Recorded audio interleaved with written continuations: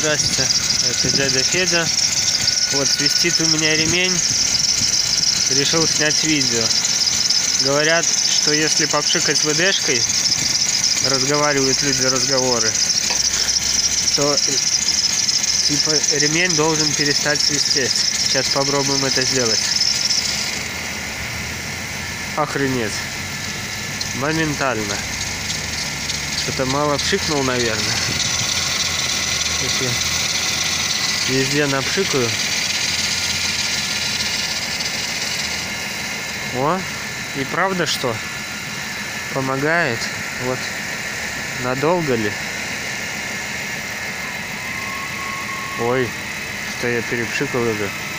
Не, ну вроде эти разговоры помогают. Везде попшикаю немного. И все, теперь машина моя перестала свистеть. Круто, да? Может, кому-нибудь будет интересно. Всем пока.